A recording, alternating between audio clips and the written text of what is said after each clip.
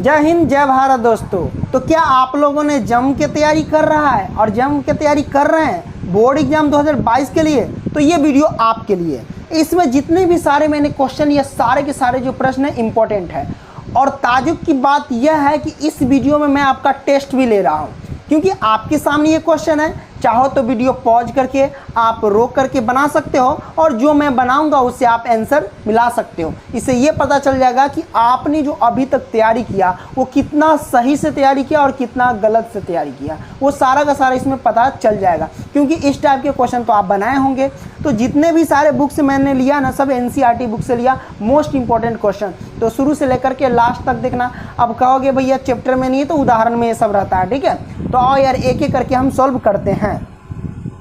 तो जैसा कि आप देख सकते हैं, पहला प्रश्न है भैया कि दो प्राकृत संख्याओं का योगफल 8 है और उनके व्युत्क्रमों का योगफल 8/15 है, तो संख्या ज्ञात करें। अब बताइए कैसे ज्ञात करेंगे। बहुत आसान है, देख लीजिए। कहता है दो प्राकृत संख्या, कोई दो प्राकृत मान लेते हैं कि पहला प्राकृत संख्या माना कि x मान लेते हैं, ठीक है, और दूसरा प्राकृत संख्या y मान लेते हैं, ठीक है। आई दोनों का योग, कहता है ना कि दो प्राकृत संख्या की योगफल, तो दोनों का योग दे दिया है 8, तो हम लिख देते हैं 8, ठीक है। आइए इसको हम इस साइड एक और सोल्व करते हैं। 8 है। फिर कहता है दूसरा कंडीशन की, और उनके व्युत्क्रम किसे कहते हैं, यानी जो संख्या दिया गया है उसको 1 के बट्टे में लिख दें। तो ये उनके व्युत्क्रम का योगफल है 8/15। तो व्युत्क्रम करेंगे, तो व्युत्क्रम कैसे करते हैं, जैसे ये दिया हुआ है दो प्राकृत संख्या x और y, तो इसका व्युत्क्रम करेंगे तो क्या होगा, इसको 1 के बट्टे में लिख देंगे, यानी 1/x अब प्लस में 1/y। तो ये व्युत्क्रम हो गया। और इसके व्युत्क्रम का योगफल दे रखा है 8/15, तो हम 8/15 लिखेंगे। लिख दिया मैंने। अब हम इसको सोल्व करते हैं, ज़रा देखिए। x और y का एलसीएम लेंगे तो क्या होगा, xy, ओके। और x कट जाएगा तो y बचेगा, y से 1 में गुना करेंगे तो y होगा, और प्लस में y से y कट जाएगा, x बचेगा, x से 1 में गुना करेंगे तो x होगा, क्योंकि भिन्न का जोड़ घटा हो रहा है। प्लस में 8/15 हो जाएगा, राइट। ये हो गया। अब हम क्या करते हैं, कोई दिक्कत नहीं, बहुत आसान। देखिए x plus y plus x को या x प्लस y दोनों एक ही बात हो जाएगा। तो हम इस पहले लिख लेते हैं x, अब फिर बाद में लिखते हैं y, ठीक है। देखिए 15 से इन सब में गुना करेंगे, इसको कोष्ठ के रूप में डाल सकते हैं, क्योंकि आर पार गुना हो रहा है, इससे इसमें गुना, इससे इसमें गुना, तो इन सभी में गुना करेंगे तो इतना लिख सकते हैं। अब बराबर 8 से xy में गुना करेंगे तो हम लिख सकते हैं 8xy, ठीक है। इसको मान लो समीकरण 2, ठीक है। इसको देखो, इसमें हम कुछ इस तरह से एक्टिविटीज करते हैं कि जैसे x है तो x लिख लेते हैं, या फिर y है तो y लिख लेते हैं। बराबर 8 है ना तो 8 लिखते हैं। आई देखिए x है ना, प्लस का इधर आएगा तो माइनस का x हो जाएगा, ठीक है, ये आ जाएगा। तो y की वैल्यू आ जाएगी 8 - x, इसको मान लेते हैं 1, है ना। तो समीकरण 1 का मान 2 में रख सकते हैं। तो आइए हम लिखते हैं क्या, या डायरेक्ट y का मान समीकरण 2 में रखने पर, तो हम यहाँ पे लिख लेते हैं y का मान समीकरण किस में रख देते हैं भैया, समीकरण 2 में रखने पर, ओके। वैसे ऊपर मान लेना, माना प्राकृत संख्या एगो x एक y मान लेना, ठीक है। तो हम रख दिए किस में, 2 में। तो 2 हमारा ये पास है, तो पहले 15 है तो हम लिखते हैं 15, ओके, इंटू x, तो x, और प्लस है तो प्लस, ये y है, y की वैल्यू कितना 8 - x, तो y की जगह पे 8 - x रखते हैं, 8 - के x रख दिए। बराबर 8 है तो 8 लिखो, x की वैल्यू है ना, x की वैल्यू कितना है, x है तो x ही रखो, y की वैल्यू है 8 - x, तो इंटू में 8 - के x कर देते हैं, ये गुना हो जाएगा। तो ये गुना के रूप में आ गया। चलिए -x और प्लस के x क्या होगा, आपस में ये कट जाएगा, कट गया। 15 से 8 में गुना करो तो कितना होगा, तो 15 कितना होगा, 120, ठीक है। अब बराबर में 8x से 8 में गुना करेंगे तो 8 64 x हो जाएगा, माइनस तो माइनस। अब देखो 8 से x में x से गुना करेंगे तो कितना होगा, 8x² हो जाएगा, ठीक है। अब इसको हम कुछ इस तरीके से सजा लेते हैं कि देख लीजिए, यहाँ पे हम क्या करते हैं, इन सभी को इस साइड ही ले आते हैं, बराबर से इधर ही। तो पहले -8x² को इधर ले आते हैं तो हो जाएगा प्लस का 8x², माइनस के 64 को बराबर से इधर लाएंगे तो ये हो जाएगा माइनस का 64x। आई प्लस के 120 है ना, इधरे रहने देते, उधर नहीं लेके जाते हैं, तो प्लस के 120 से हो जाएगा। ठीक है, अब बराबर में हो जाएगा 0, यानी इन सभी को ट्रांसफ़र किए इधर। अब प्लस के 120 तो 120 रहने दिए। अब हम क्या करते हैं, इसमें 8 कॉमन होगा। हाँ 8 कॉमन हो जाएगा मेरे ख्याल से। तो 8 8 64, हाँ 8 दूना 8 एकम 8 हो जाएगा। 8 कॉमन अगर ले लेंगे तो ये एक्स स्क्वायर, अब माइनस के 8 8 64, आई हो जाएगा एक्स, है ना, प्लस है तो प्लस। अब 8 से 120 में भाग देंगे तो कितना होगा, 15 होगा ना, 15 हो जाएगा और बराबर में 0, क्योंकि 8 से 120 में भाग दोगे तो भागफल 15 का, 15 8 120। ठीक है, अब 8 से तो 0 ही कट ही जाएगा, तो हमारे पास सिर्फ बचेगा क्या, एक्स स्क्वायर माइनस के 8x प्लस के 15, अब बराबर में 0। तो इसको हम सॉल्व करते हैं। कैसे करेंगे, आपको तो आता ही है, फर्स्ट इंटू लास्ट गुना करेंगे तो ये हो जाएगा 15x स्क्वायर। 15x स्क्वायर को इस तरह तोड़ो कि जोड़ने या घटाने पर माइनस के 8x पूरे, गुना करने पर 15x स्क्वायर पूरे। तो आप कहोगे 5 3 15 और 5 3 8, इसका मतलब ये हो गया कि x स्क्वायर और माइनस के 5x और माइनस के 3x में टूटेगा, तो 5 3 8 x हो जाएगा, माइनस माइनस प्लस, अब 5 3 15 x में गुना तो x स्क्वायर दोनों पूरी गया, प्लस में 15 तो 15 बराबर में 0। ये दोनों एक साइड। अब इसमें दोनों में कॉमन ले लेते हैं, x कॉमन लेंगे तो क्या होगा भैया, x माइनस के 5 और इधर माइनस के 3 कॉमन होगा तो क्या होगा, x माइनस प्लस माइनस, ये हो जाएगा 5, ये 2 और ये 2 में से 1 निकल जाएगा बाहर, तो x माइनस के 5 और ये हो जाएगा x माइनस के 3 बराबर में 0। ये 0 है तो इसके भी बराबर 0, इसके भी बराबर 0, तो x माइनस के 5 बराबर 0 और ये हो जाएगा x माइनस के 3 बराबर में 0। तो हो जाएगा x बराबर प्लस का 5, ओके, और x बराबर माइनस है तो ये भी प्लस का 3। तो ये दो प्राकृत संख्या हमारे पास आ गया, 5 और 3। तो याद रखिए 5 और 3 हमारे पास आंसर आ गया। ओके, आई होप कि ये सारे के सारे क्वेश्चन आप ये वाला क्वेश्चन समझ गए होंगे। वीडियो पसंद है तो लाइक करते चलना, ठीक है। आइए अगला प्रश्न हम लेते हैं, ठीक है। दूसरा प्रश्न आप देख सकते हैं, लिखा गया सिद्ध करे कि इतना बराबर इतना। ये क्वेश्चन 2020 में भी पूछा गया है और वो जो मैंने लिया पीछे वो भी 2021 में पूछा गया है, ठीक है। तो ये सारे के सारे इंपॉर्टेंट क्वेश्चन सब है।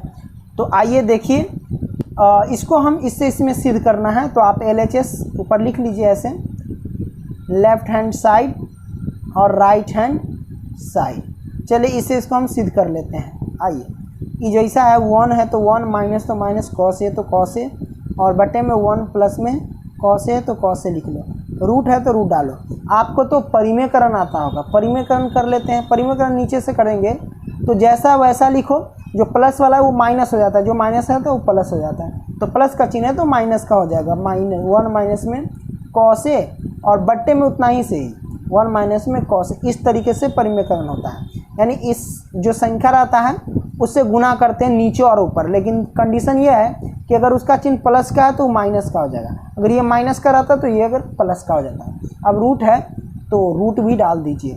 ओके, आगे सोल्व करेंगे। देखिए E1 माइनस कॉस है, E हो 1 माइनस कॉस है, दोनों सेम है तो इसको हम लिख सकते हैं 1 माइनस कॉस ए का होल स्क्वायर लिख सकते हैं, बिल्कुल है ना, दोनों सेम है तो।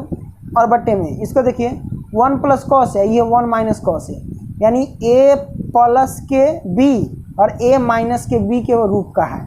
जैसे फॉर्मूला होता है हमारे पास a plus B into A minus के b, ये फॉर्मूला होता है। इसका फॉर्मूला क्या होता है, a स्क्वायर और क्या होता है माइनस के b स्क्वायर, ये हमारे पास फॉर्मूला होता है। तो इतना के रूप में दिया कि इतना लेके आना है, तो ये दिया है कि a के जगह पे हम क्या लिखेंगे 1, ठीक है। अब 1 का स्क्वायर कर देंगे और माइनस के b के जगह पे कॉस है ना, तो कॉस इसका स्क्वायर कर देंगे और रूट है तो रूट डाल देते हैं। आइए आगे सॉल्व करते हैं। 1 माइनस के कॉस स्क्वायर, कॉस ए है तो ए लिखो, इसका होल स्क्वायर तो होल स्क्वायर, और बट्टे में इसको हम क्या लिख सकते हैं, इसको लिख सकते हैं, देखो 1 का स्क्वायर तो 1 होता है और 1 माइनस ही कॉस स्क्वायर हो जाएगा। तो 1 माइनस कॉस स्क्वायर क्या होता है, इसका फॉर्मूला साइन स्क्वायर है, ये फॉर्मूला आता है। और रूट है तो रूट डालो। अब देखो ये साइन स्क्वायर ये हुआ, ऊपर भी स्क्वायर नीचे भी स्क्वायर, तो सभी को एक साथ हम लिख सकते हैं। इसको ऐसे लिख सकते हैं कि 1 माइनस में कॉस ए और बट्टे में साइन ए, और सभी का एक साथ होल स्क्वायर, और रूट है तो रूट कर दिए। अब देखिए स्क्वायर से तो रूट कट ही जाएगा, स्क्वायर से रूट क्या हो जाएगा, कट जाएगा। तो हमारे पास क्या बचेगा कि 1 माइनस में कॉस ए और बट्टे में साइन ए।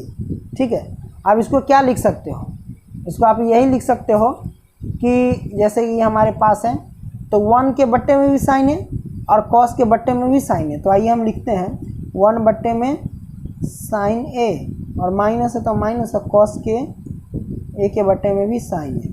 तो आप फॉर्मूला लगाओ, 1 बट्टे साइन ए क्या होता है, कॉसेक ए, कॉसेक ए और माइनस कॉस ए बट्टे में साइन ए क्या होगा, कॉट ए। यही हमारे पास फॉर्मूला होता है। तो यही ना सिद्ध करना था, ये सिद्ध हो गया। देख लो भाई यहाँ से ऊपर देखो cosec A minus cot A सिद्ध हो गया।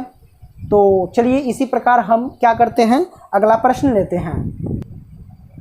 अगला प्रश्न आप देख सकते हैं तीसरा हमारे पास है कि यदि समबाहु त्रिभुज की भुजा 2a इकाई हो तो इसका क्षेत्रफल ज्ञात कीजिए। यानी ये हमारे पास जो भुजा दे रखा है, भुजा बराबर खाने वाला नहीं भाई, तो भुजा दे रखा है 2a, क्या दे रखा है 2a, ये भुजा है। ओके, तो कहता है समबाहु त्रिभुज का क्षेत्रफल ज्ञात कीजिए। ये कह रहा है ना कि समबाहु त्रिभुज की भुजा 2a इकाई है तो इसका क्षेत्रफल ज्ञात कीजिए, मतलब समबाहु त्रिभुज का क्षेत्रफल। समबाहु त्रिभुज जिसकी सभी भुजा आपस में बराबर हो उसे समबाहु त्रिभुज कहते हैं। मतलब ये भुजा सब आपस में बराबर हो उसे समबाहु त्रिभुज कहते हैं। तो ये 2a, ये भी 2a और ये भी 2a।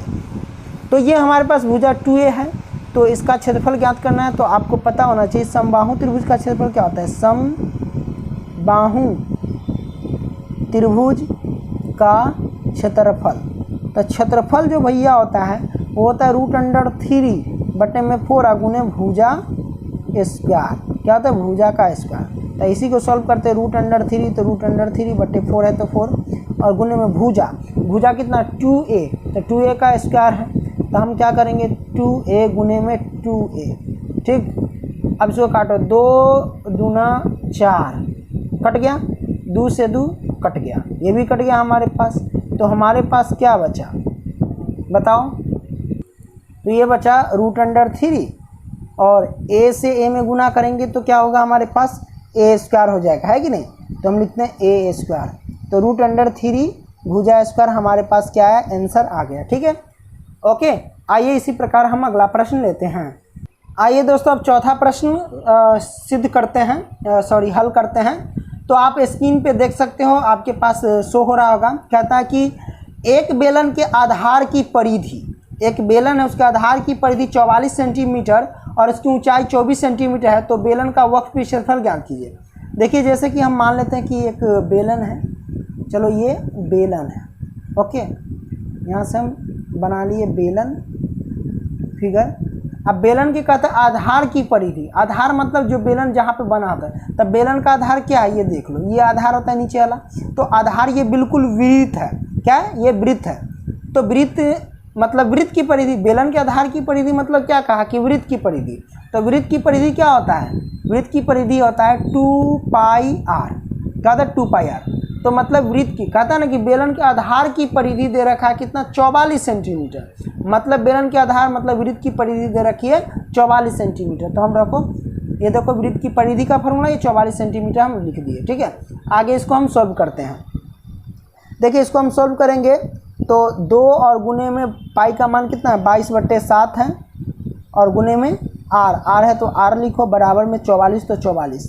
हम इसको कैसे लिख सकते हैं, तो 7 देखो r पर गुना करेंगे तो इसको हम डायरेक्ट लिख सकते हैं। अगर r बराबर डायरेक्ट 44 है तो 44, 7 से 44 में गुना हो जाएगा, जैसे एक नीचे रहता है, 1 से इसमें पूरा गुना, 7 से 44 में गुना करेंगे तो क्या हो 44 गुने में कितना हो जाएगा 7 हो जाएगा।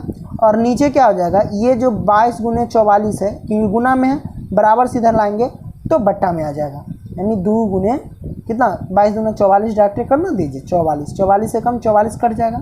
तो आर की वैल्यू आ गई 7 सेंटीमीटर। तो भैया आर की वैल्यू 7 सेंटीमीटर। आगे बढ़ते हैं, क्वेश्चन में दिया गया कि उसकी ऊंचाई 24 सेंटीमीटर है, मतलब एच जो है वो 24 सेंटीमीटर है, कितना 24 सेंटीमीटर ऊंचाई है। ठीक है, तो कहता है बेलन का वक्र पृष्ठफल ज्ञात कीजिए। अब बेलन का वक्र पृष्ठफल क्या होता है 2πr h होता है, यही नहीं होता है बेलन का वक्र पृष्ठफल 2πr h। तो यही से सॉल्व करते हैं। 2 गुने 22 बट्टा में 7 गुने में आर की वैल्यू कितना है 7 और गुने में एच की वैल्यू कितना है 24, तो हम लिखेंगे 24। अब काटिए, 7 से 7 कट गया, 22 गुना 44 और गुने में 24, तो 24 से 44 में गुना करेंगे तो कितना होगा, देखो गुना कर लेते हैं 44 और 24 से।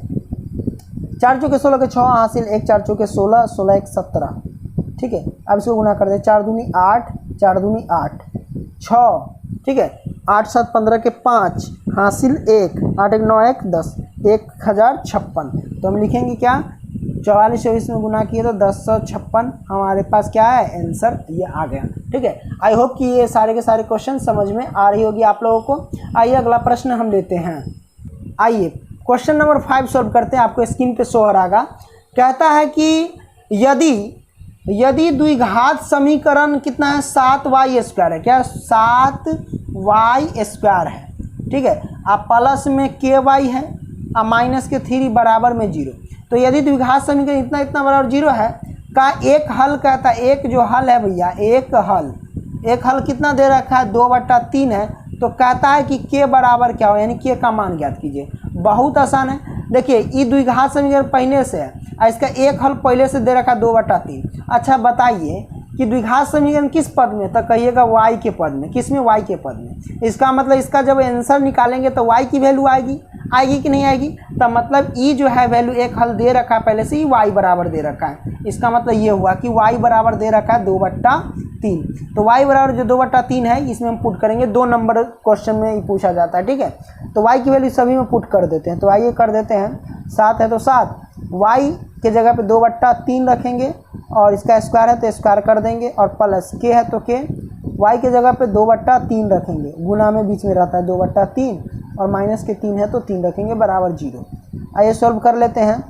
2 का स्क्वायर कितना, ये 7, बीच में गुना रहता है, 2 का स्क्वायर 4 और 3 का स्क्वायर 9। अब प्लस में इसको लिख सकते हैं 2/3k, ऐसे भी लिख सकते हैं, -3 तो 3 बराबर 0। चलो कटने वाला है तो काटो, नहीं कटने वाला है तो नहीं काटो, है ना। आगे इसको हम सॉल्व करते हैं। इसको हम लिख सकते हैं जैसे कि 7 चौक 28, है ना, ये हो जाएगा 28 और बट्टे में 9, ओके। और क्या करेंगे, प्लस है तो प्लस 2/3 k है तो k, ओके।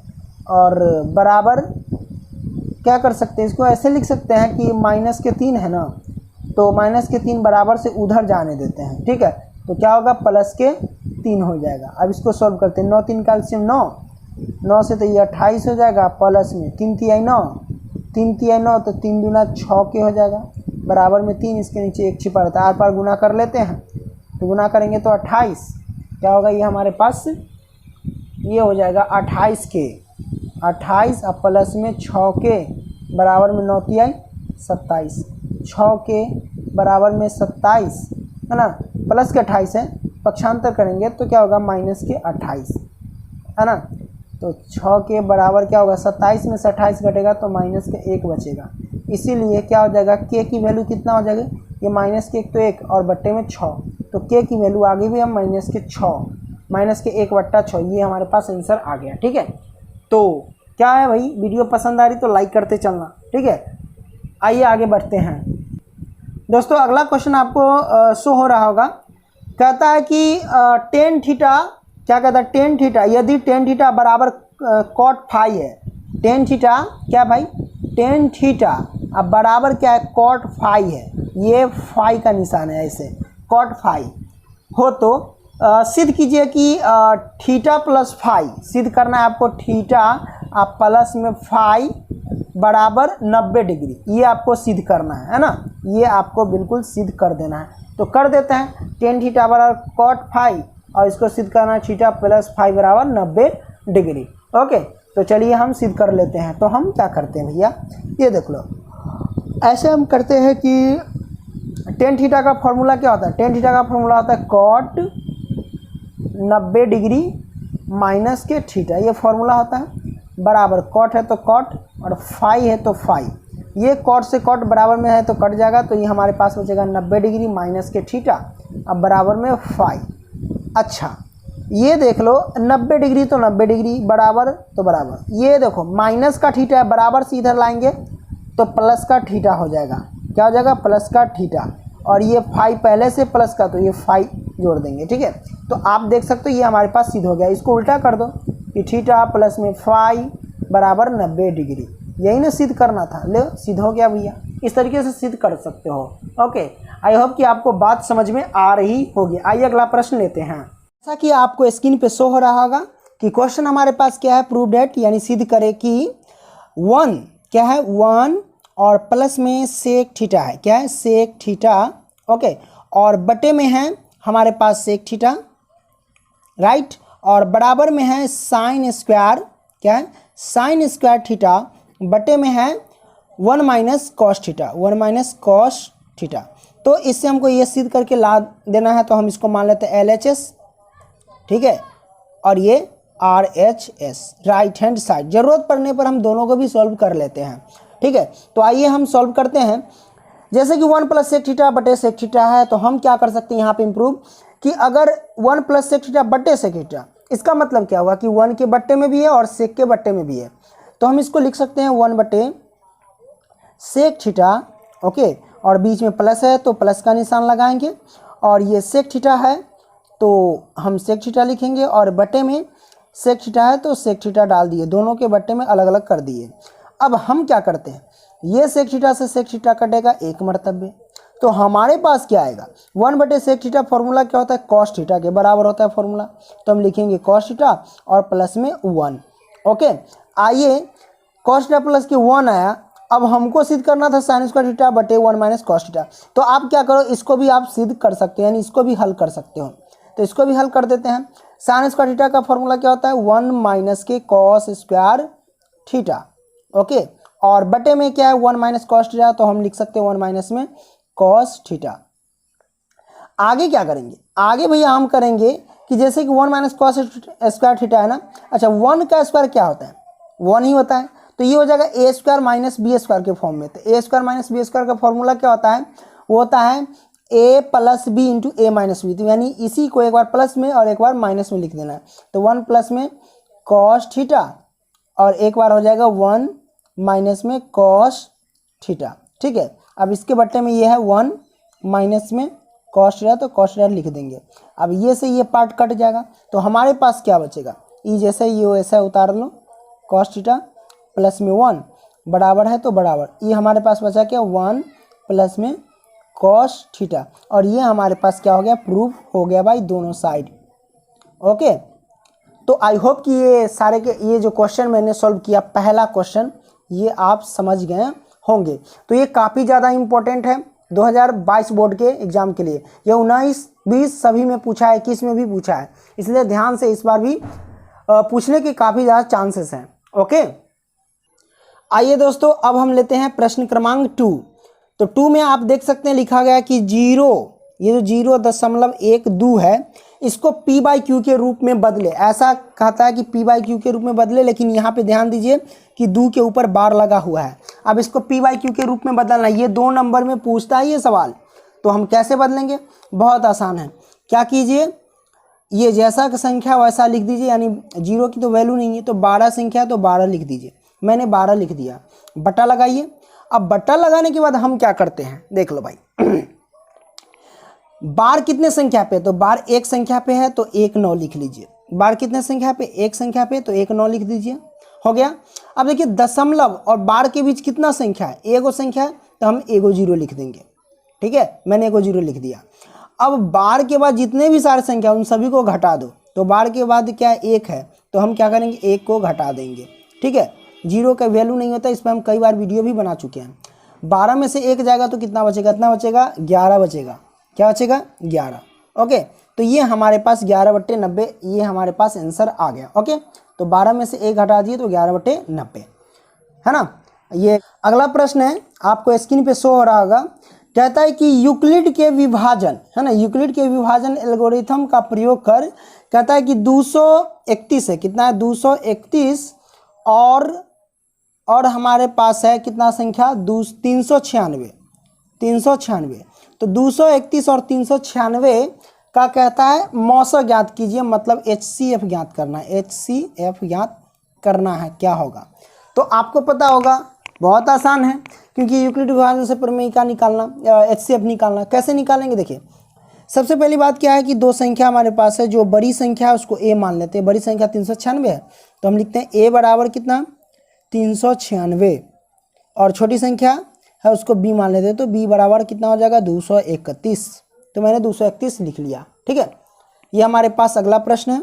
ओके, आइए तो हम क्या करते हैं, यूक्लिड विभाजन प्रमेयिका से चलते हैं। तो यूक्लिड विभाजन प्रमेयिका बराबर क्या होता है, A बराबर BQ प्लस में R।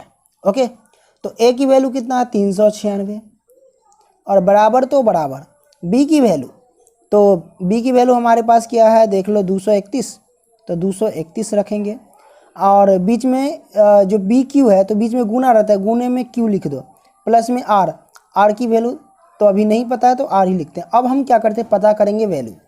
हम क्या करते हैं 231 से 396 भाग देते हैं, ये तो आपको पता होगा।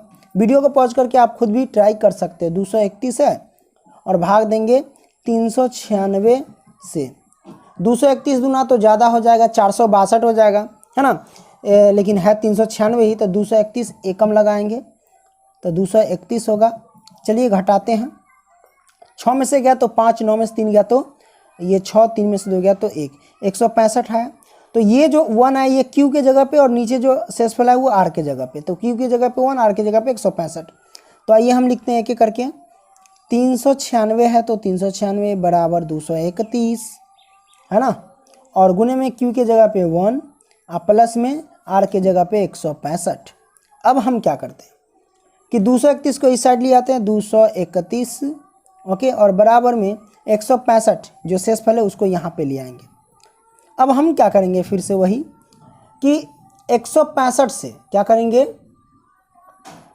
165 से हम भाग देंगे 231 में। ओके, तो हम भाग देते हैं 165 से भाग देंगे 231 में, तो 165 दूना जो ज़्यादा हो जाएगा, है ना, तो इसमें हम 165 एकम लगेगा, तो 165 लिखेंगे और घटा देंगे। चलिए हासिल लेंगे तो 11 में से 5 गया तो 6, 5 11, यानी 6 बचेगा, ये 2 हासिल लेंगे तो 12, ये बचेगा 6, ये 1 बचेगा, से गया तो 0 बचेगा, तो ये 66 बचेगा। तो R के जगह पे 66, Q के जगह पे 1, तो इसको लिख सकते हैं गुने Q के जगह पे 1 प्लस R के जगह पे 66, मैंने लिख दिया।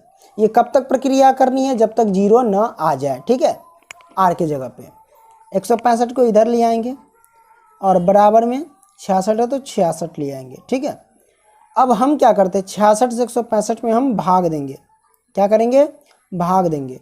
तो चलो 66 से 165 में भाग देते हैं। लो भैया 66 से भाग देंगे 165 में। ओके, 66 दूना कितना होगा देख लो, तो ये होगा हमारे पास, तो 66 दूना हो जाएगा 132, तिहाई तो लगेगा नहीं तो छोड़ देंगे, घटाएंगे तो कितना होगा, 5 में से 2 गया तो हमारे पास कितना बचेगा 3, 6 में से 3 गया तो 3, और ये 1 में से गया तो कट जाएगा, 0 बच जाएगा। ठीक है, तो ये हमारे पास क्या है भैया, Q के जगह पे 2 आया, अब प्लस ये R के जगह पे 33 आया। ठीक है, अब हम क्या करते हैं यहाँ से कि ये जो 66 है ना, 66 को इस साइड ले आएंगे। लो भैया मैंने 66 लिया, बराबर में 33 को इस साइड ले आएंगे।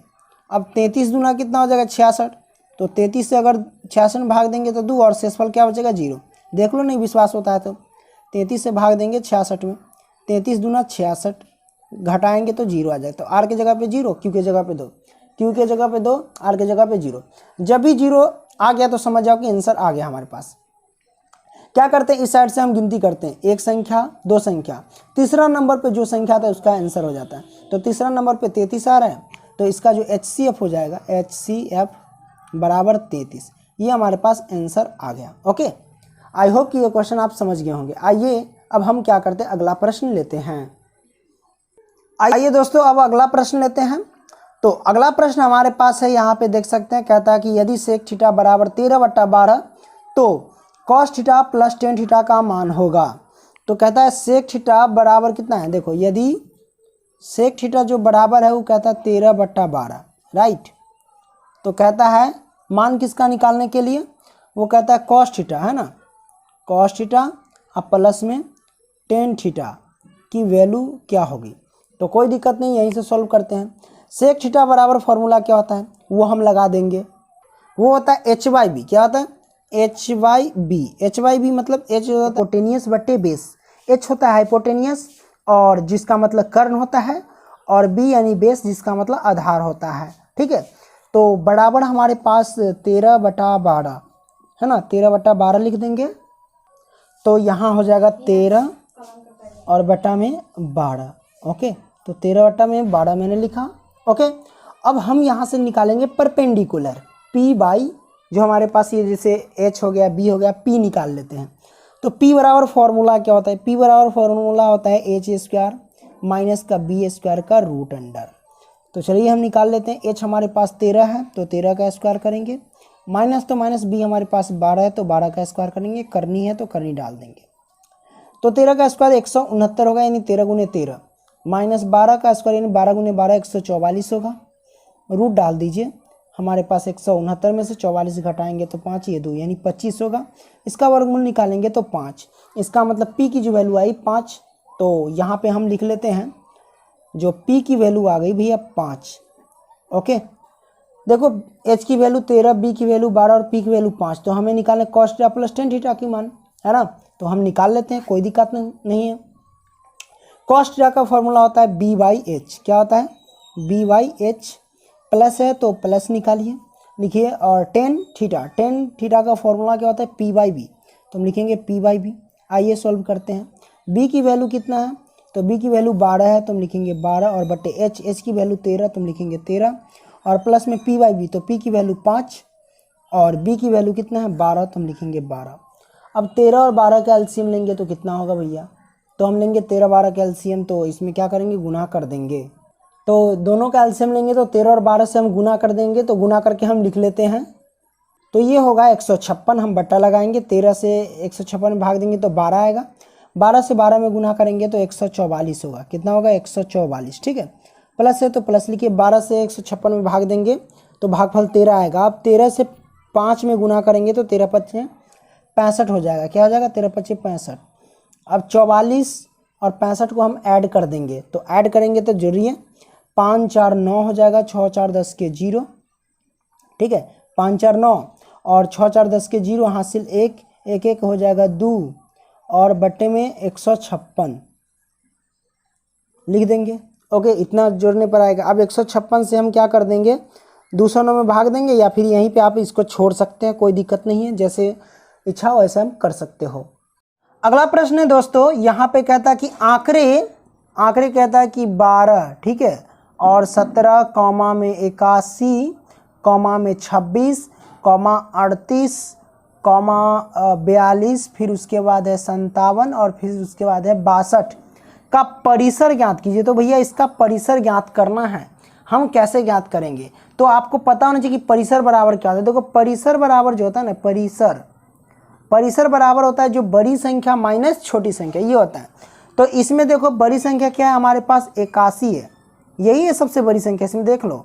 तो हो जाएगा 81 और माइनस छोटी संख्या इसमें क्या है 12, तो हम लिखेंगे क्या 12, घटा देंगे तो कितना होगा भैया 69 हो जाएगा। तो ये हमारे पास सही आंसर है, इसका सही आंसर। ओके, आई होप कि ये क्वेश्चन आपको समझ में आ रही होगी। ठीक है, तो परिसर वाला याद रखना, बड़ी संख्या माइनस छोटी संख्या। ओके, इस टाइप के क्वेश्चन हर बार बोर्ड में एग्जाम में आता ही आता है।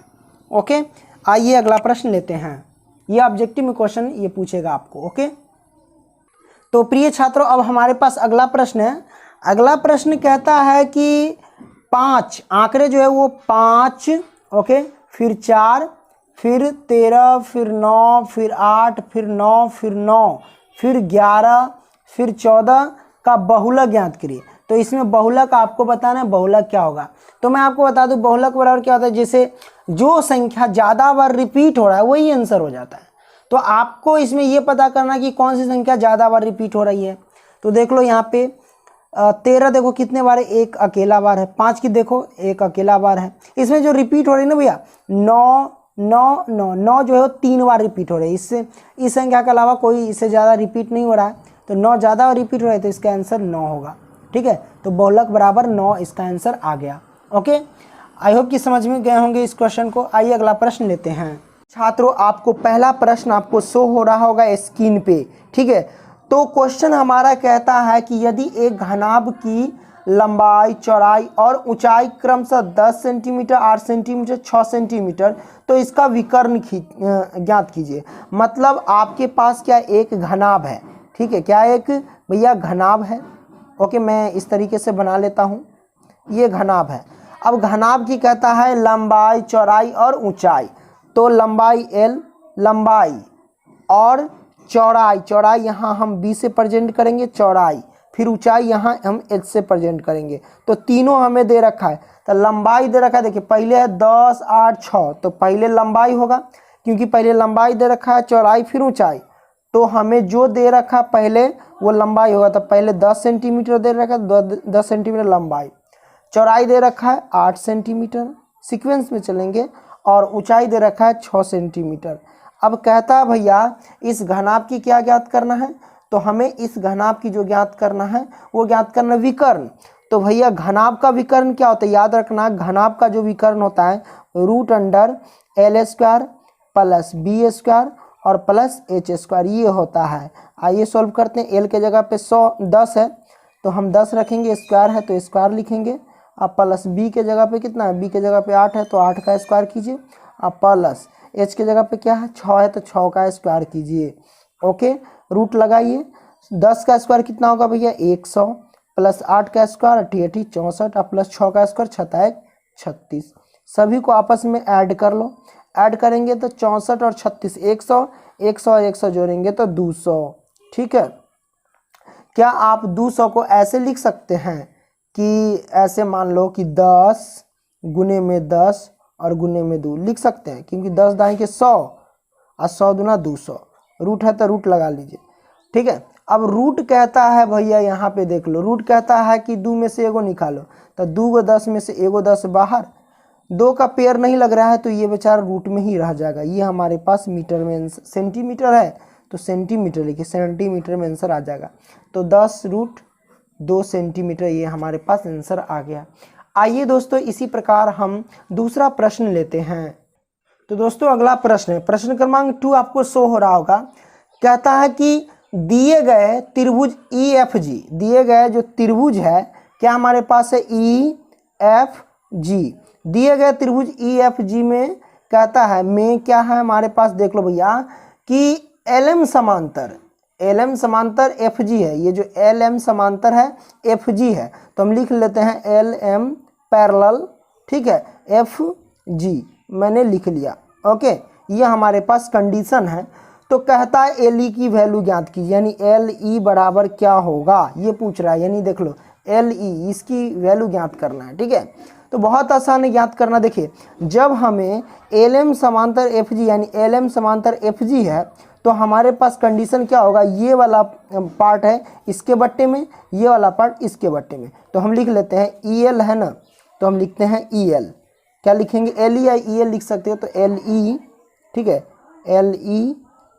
LE बट्टे में FL या LF लिख सकते हो, बट्टे में FL। तो FL के जगह पे कितना वैल्यू है 7.2, तो हम लिखेंगे 7.2 बराबर लिखेंगे EM, क्या लिखेंगे EM, और बट्टे में क्या लिखेंगे MC। तो MC के जगह पे 5.4 या फिर EM के जगह पे 1.8, यानी ये वाला इसके बट्टे होगा, ये वाला ऊपर वाला जो भाग है ये नीचे वाले के बट्टे में हो जाएगा।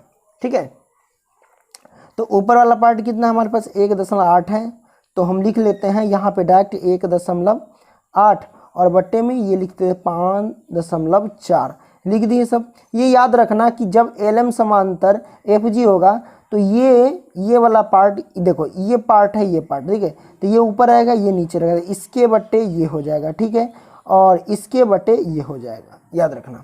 तो हम सभी के बट्टे रख दिए, बीच में बराबर है तो आप इसको काट सकते हो। देखो ये दशमलव से दशमलव उड़ गया, 18 3 54 कट गया, एक ऊपर जाएगा।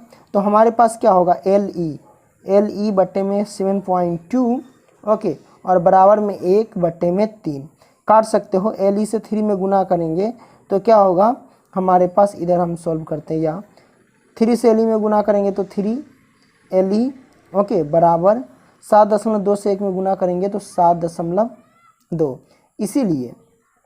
इसीलिए हमारे पास एल ई बराबर क्या हो जाएगा 7.2 और बट्टे में 3 गुना में है तो खींच के इधर लाएंगे तो कहाँ जाएगा, बट्टे में जाएगा। आप काट सकते हैं इसको, तो ये कटेगा कितना, देखो 3 दूना 6, एक जगह 3 चौका, यानी 24×72। ठीक है, 24×72 कट जाएगा।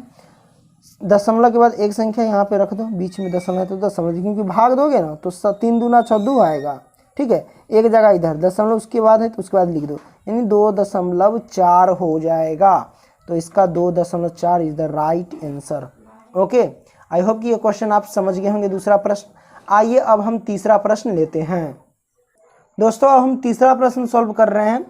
तीसरा प्रश्न कहता है कि यदि ओ केंद्र वाले, याद रखिएगा, यदि ओ केंद्र वाले थे, केंद्र कहता है यानी वृत्त है, ओ केंद्र वाले वृत्त, तो हम बना लेते हैं पहले ओ केंद्र वाले वृत्त। चलो एक वृत्त बना लेते हैं, ये हमारे पास वृत्त है, इसका जो केंद्र है वो ओ है। क्या है, ओ है। तो ओ केंद्र वाले, ठीक है, हो गया। ओ केंद्र वाले वृत्त में टी ए, क्या कहता है, टी ए तथा टी बी 2 स्पर्श रेखाएं इस तरह है कि कोण ए टी बी बराबर 70 डिग्री। तो कोण ए ओ बी का मान ज्ञात कीजिए। देखिए केंद्र ए है, केंद्र ए ओ है ना, केंद्र ओ वाले वृत्त में टी ए तथा टी बी 2 स्पर्श रेखा है, 2 स्पर्श रेखा है। अब इस पर स्पर्श रेखा हमें खींचना है। चलो मान लो इसको हम टी मानते हैं, बाहरी बिंदु, ये टी, और इस पर से स्पर्श रेखा खींचते हैं, यहाँ से सट करके जाना चाहिए।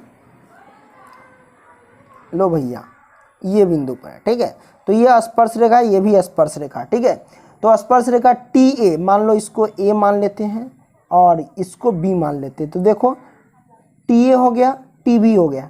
ठीक है, हो गया।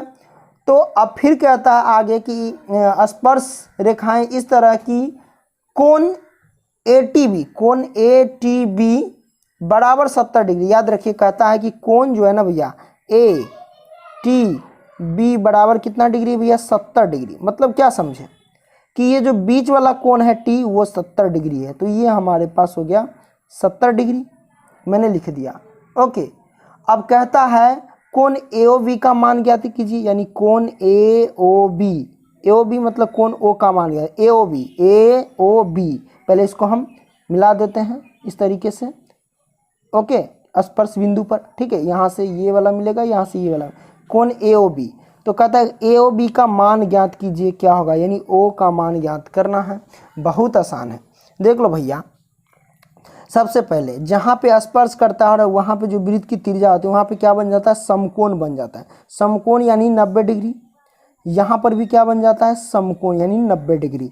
याद रखना, ठीक है। स्पर्श जहाँ से करता है और वृत्त की त्रिज्या जो होती है वहाँ पे क्या होता है, 90 डिग्री हो जाता है। ठीक है, तो अब हमें कोण ओ ज्ञात करना है। तो गौर से देखिए कि एक ये भुजा है, एक ये भुजा, एक ये भुजा, एक ये भुजा, तो टोटल कितने भुजा है भैया, 4 भुजा। 4 भुजा यानी चतुर्भुज हो गया। यानी कोण ए, ये कोण ए प्लस कोण ओ, क्या करेंगे, कोण ओ अब प्लस कोण ये बी है, कोण बी, ठीक है, अब प्लस कोण टी। तो चारों कोणों का योग, चतुर्भुज के चारों कोणों का योग है, जोड़ मतलब योग। तब पूछेंगे आपसे कि चतुर्भुज के चारों कोणों का योग कितना होता है, तो आपको भैया 360 डिग्री होता है, तो हम लिखेंगे 360 डिग्री। ठीक है, अब कोण ए की वैल्यू कितना है, 90 डिग्री, तो हम लिखेंगे 90 डिग्री प्लस कोण ओ है, कोण ओ तो हमको ज्ञात करना ही है, कोण ओ, अब प्लस कोण बी की वैल्यू कितना है, 90 डिग्री, तो हम लिखेंगे 90 डिग्री प्लस कोण टी की वैल्यू कितना है, 70 डिग्री, तो हम लिखेंगे 70 डिग्री बराबर 360 डिग्री। ठीक है, या सभी को आपस में ऐड करो, 90 90 कितना होगा, 180, और 180 में ऐड करो 70 डिग्री, तो 0 8 7 15 हासिल 1, 250 डिग्री हो जाएगा, 250। तो हम लिखेंगे क्या, 250 डिग्री, सबको ऐड कर लिया, प्लस में कोण ओ, अब बराबर में 360 डिग्री। कोण ओ बराबर क्या हो जाएगा भैया, इसको क्या लिख सकते हैं, 360 डिग्री। अब ये प्लस का है, इधर करेंगे तो पक्षांतर माइनस का 250 डिग्री। ठीक है, तो क्या आ जाएगा, कोण ओ बराबर घटा दो इसमें 0, 6 में से 5 गया तो 1, 2 में 110 डिग्री। कितना हो जाएगा भैया? 110 डिग्री हमारे पास आंसर आ गया, यानी कोण ओ बराबर 110 डिग्री। तो कोण ओ को क्या लिख सकते हैं? कोण इसको लिख सकते हैं AOB। ओके, इस तरीके से। आइए अब हम क्या करते हैं भैया, अगला प्रश्न लेते हैं। आइए अब हम सॉल्व करते हैं चौथा प्रश्न। तो हमारे पास अगला प्रश्न कहता है कि किसी वृत्त के व्यास के दोनों सिरों से खींची गई स्पर्श रेखा हमेशा होती है। भैया कोई वृत्त है, क्या है? कोई वृत्त है, ठीक है। कहता है किसी वृत्त, तो एक वृत्त बना लिए, वृत्त के व्यास के दोनों सिरों, तो व्यास बना लेते हैं। चलो यहाँ से लेके यहाँ तक, ये भैया क्या हुआ? व्यास हो गया। क्या हुआ? व्यास। तो व्यास के ई सिरा और ई सिरा, ये 2 सिरा हो गया। तो दोनों सिरों से खींची गई स्पर्श रेखा, स्पर्श रेखा मतलब छू करके गुजर जाना। तो लो भैया, ये भैया छू करके गुजर गया, ये लो छू करके गुजर गया। तो स्पर्श रेखा जो है छू करके खींची गई स्पर्श रेखा, तो स्पर्श रेखा दोनों छोर पे खींच दिए। तो बताइए रेखा जो होती है वो हमेशा क्या होती है? लंबवत होती है या समांतर या प्रतिच्छेदी, इनमें से कोई नहीं। तो देखो भैया वो होती है हमेशा समांतर, यानी पैरेलल, यानी बीच की दूरी क्या होती है? समान होती है। आप लोग करके पटरी से देख लेना, बीच की दूरी समान होगी। तो इसका जो सही आंसर होगा क्या होगा भैया? समांतर होगी। क्या होगा? समांतर। ओके, चलिए अगला प्रश्न लेते हैं। प्रश्न क्रमांक 5 ले लेते हैं। 5 कहता है कि, ध्यान से देखिएगा, 5वां कहता है कि यदि LM, यदि मैं आपको लिख करके बताता हूं, तो प्रिय छात्रों प्रश्न क्रमांक 5 कहता है कि यदि L समांतर M हो तो A का मान ज्ञात कीजिए। यानी ये रेखा और ये रेखा इसके समांतर, यानी L समांतर M है, तो हमें A का मान ज्ञात करना है। कोई दिक्कत नहीं है। देखिए भाई, ये कोण दे रखा है कितना? 3A प्लस के 60 डिग्री, और ये कोण दे रखा है कितना? 2A प्लस के 40 डिग्री। तो गौर से देखिएगा, ये जो कोण है एकांतर कोण के नाते इसके बराबर होगा, इस कोण के नाते। ये कोण एकांतर कोण के नाते इस कोण के बराबर होगा। तो ये कोण हो जाएगा ये 3A प्लस के 60 डिग्री, तो ये भी हो जाएगा क्या? 3A प्लस के 60 डिग्री। ये हो जाएगा, बिल्कुल हो जाएगा, ठीक है। अब गौर से देखिए, ये यहाँ से यहाँ तक क्या बन रहा है? हाफ वृत्त बन रहा है, और हाफ वृत्त बन रहा है तो इसकी जो डिग्री होगी, देखिए पूरा वृत्त अगर घूम जाता है तो वो कितना होता है? 360 डिग्री। तो ये आधा यानी हाफ है यहाँ से यहाँ तक, तो इसकी जो वैल्यू होगा कितना? 180 डिग्री। इसका मतलब ये हुआ कि दोनों को ऐड करके 180 डिग्री के बराबर कर देना है। तो वही हम करते हैं, लिख देंगे 3A अब प्लस में 60 डिग्री, अब प्लस में ये वाला भी पार्ट यानी 2A अब प्लस में 40 डिग्री, ठीक है। दोनों का ऐड करेंगे तो ये दोनों हाफ त्रिभुज है, हाफ वृत्त है, इसकी वैल्यू कितना होगा? 180 डिग्री। आप चांद पे देखिएगा, चांद बिल्कुल हाफ वृत्त की तरह रहता है, इसकी जो पूरा कोण रहता है देखिएगा 180 डिग्री तक झुका रहता है, ठीक है। तो वही यहाँ पे है, तो ये 180 डिग्री। अब सबको जोड़ेंगे 2A 3A 5A हो जाएगा, प्लस में 60 40 कितना होगा? 100 बराबर कितना हो जाएगा? 180 डिग्री। अब इसको हम लिख सकते हैं 5A बराबर 180 डिग्री, प्लस का है पक्षांतर के माइनस का 100 डिग्री, तो 5A बराबर कितना हो? 180 डिग्री में 100 डिग्री घटेगा तो 80 डिग्री लेते हैं। तो यहाँ पे आप देख सकते हैं पहला प्रश्न हमारा जो है वो कहता है कि यदि tan थीटा बराबर √3 हो तो 1 माइनस कॉस स्क्वायर थीटा, ठीक है, और 3 माइनस साइन स्क्वायर थीटा का मान ज्ञात कीजिए। ये हमारा थीटा है, समझो, ठीक है। तो tan थीटा बराबर √3 हो तो 1 माइनस कॉस का थीटा बटे 3 माइनस साइन स्क्वायर थीटा का मान ज्ञात करना है।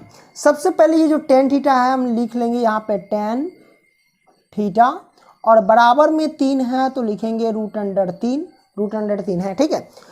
अच्छा ये बताइए tan थीटा का फॉर्मूला क्या होता है? वो होता है P/B। तो P/B लिखेंगे, बराबर √3 है तो √3 लिखेंगे।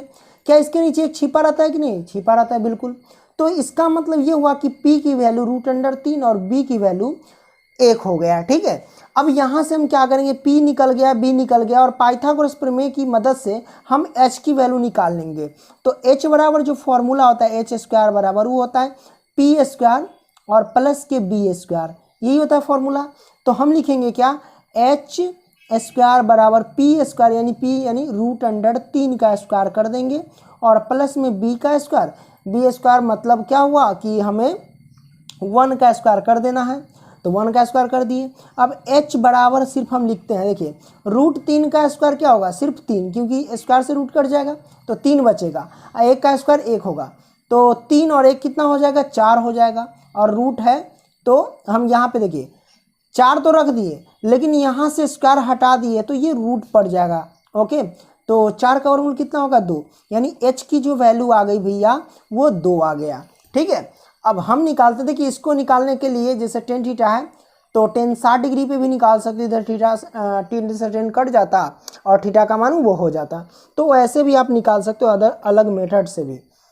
तो यहाँ पे हम निकालते हैं अब इसकी वैल्यू। जैसे देखिए अब यहाँ से हम सोल्व करेंगे, सारा वैल्यू तो आ गया हमें।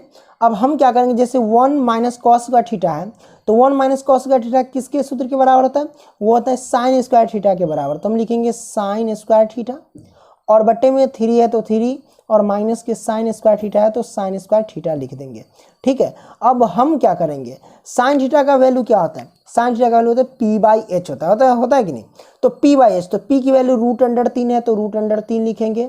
और एच की वैल्यू कितना है, एच की वैल्यू हमारे पास क्या है, 2 है तो हम लिखेंगे 2, और इसका स्क्वायर है तो हम कर देंगे स्क्वायर, और ये मेन बटा है तो हम मेन बटा लगा देंगे।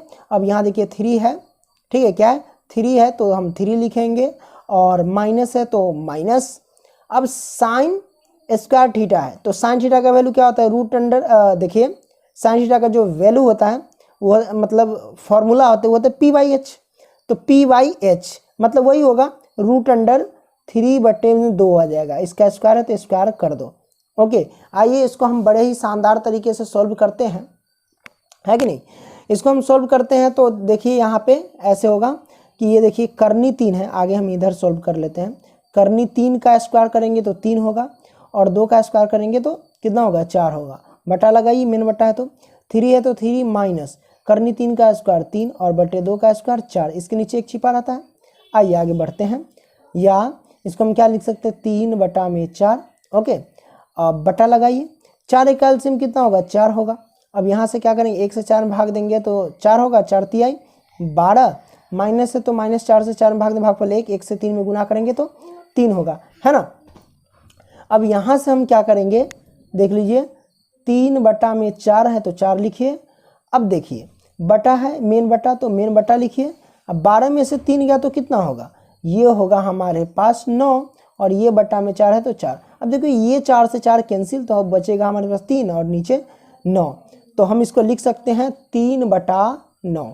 ठीक है, अब काटो, 3 तिहाई 9 एक मरतबे, तो हमारे पास हो गया 1/3। तो इसका जो आंसर आया भैया 1/3 आंसर आया। इसको आप दूसरे मेथड से भी बना सकते हो, तो आप देख सकते हैं इसका आंसर आ गया 1/3। आई होप कि आप समझ गए होंगे। वीडियो पसंद आया तो भैया लाइक करते चलना, ओके, क्योंकि एक लाइक हमें काफ़ी ज़्यादा मोटिवेट करता है। आइए अब हम अगला प्रश्न लेते हैं। तो यहाँ पे आप देख सकते हैं सेकेंड क्वेश्चन। तो सेकेंड क्वेश्चन कहता है कि द्विघात बहुपद x square plus 11x plus के 30 के शून्यकों को ज्ञात करें। भैया आप शून्य ज्ञात करना है, शून्य ज्ञात करना बहुत आसान है। सबसे पहले ये जो क्वेश्चन दिया गया है उसको लिख लो, एक्स स्क्वायर प्लस के 11x और प्लस के 30 है तो 30 लिखो। अब हम क्या करते हैं, इसको गुणनखंड के रूप में तोड़ डालते हैं। तो आइए तोड़ देते हैं।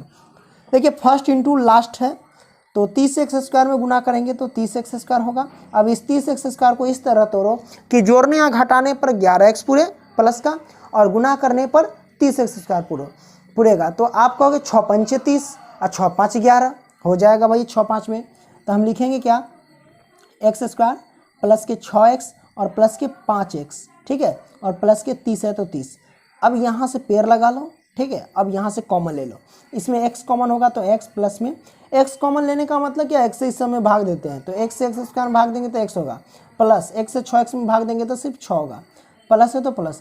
5 ले लो कॉमन, 5 कॉमन लेंगे तो ये होगा x और प्लस में 6×5 = 30, ठीक है। ये दोनों देख लो एक समान है, जब एक समान है तो समझना सही हो रहा है। तो दोनों में से एक निकलेगा, x प्लस के 6 और ये हो जाएगा x प्लस के 5, ठीक है। बराबर में क्या होगा, 0। ओके, क्या होगा, 0। ठीक, अब हम क्या करते हैं, देखो जीरो क्यों लिखा मैंने, क्योंकि भैया ध्यान रखना कि शून्य ज्ञात करना है, इसलिए मैंने जीरो लिखा। तो इसके भी बराबर जीरो, इसके भी बराबर जीरो लिखेंगे। तो x प्लस के 6 बराबर में जीरो, और इधर लिखेंगे x प्लस के 5 बराबर में जीरो। अब x बराबर क्या होगा, प्लस का 6 है तो ये हो जाएगा माइनस का 6, ये हो जाएगा x बराबर माइनस का 5। तो हमारे पास जो भैया x की जो वैल्यू आई ना, वो आया माइनस का 6 माइनस का 5। ये हमारे पास आंसर आ गया। ठीक है, आइए अब थर्ड प्रश्न लेते हैं। तो प्रिय छात्रों, तीसरा जो प्रश्न है वो आपको स्क्रीन पे शो हो रहा होगा। तो यहाँ तीसरा प्रश्न कहता है कि यदि बहुपद एक्स स्क्वायर, यदि बहुपद कहता है, नहीं सॉरी, यदि बहुपद जो है हमारे पास क्या है, एक्स स्क्वायर है, हाँ, और माइनस के 2x और माइनस के 8 के शून्यक हो, तो कहता है के शून्यक हो, तो कहता है अल्फा प्लस बीटा, ठीक है, alpha plus beta minus alpha into beta का मान ज्ञात करें। बताइए, alpha plus beta minus alpha into beta का इसका मान ज्ञात करना है, ये बहुपद है तो। ठीक है, हम क्या करेंगे, बहुत आसान है, अरे इसको a मान लेंगे, इसको b मान लेंगे, इसको c मान लेंगे। ठीक है, a की वैल्यू ये है, b की वैल्यू ये है, c की वैल्यू ये है। अब ये alpha plus beta minus alpha into beta पर हमें निकालना है। बहुत आसान है, देखिए अल्फा प्लस बीटा का सूत्र क्या है, फॉर्मूला बताइए, वो होता है माइनस बी बाई ए, ये फॉर्मूला होता है, माइनस है तो माइनस, अल्फा इंटू बीटा वाला फॉर्मूला क्या होता है, सी बाई ए, यही ना होता है। चलिए इसको हम सॉल्व करते हैं, बहुत आसान है। या कैसे सॉल्व कर सकते हैं, देखिए माइनस तो माइनस, बी की वैल्यू क्या है भैया, बी की वैल्यू है माइनस के 2, एक्स नहीं लेते हैं इसमें, चर वाला नहीं लेते, सिर्फ अचर लेते हैं।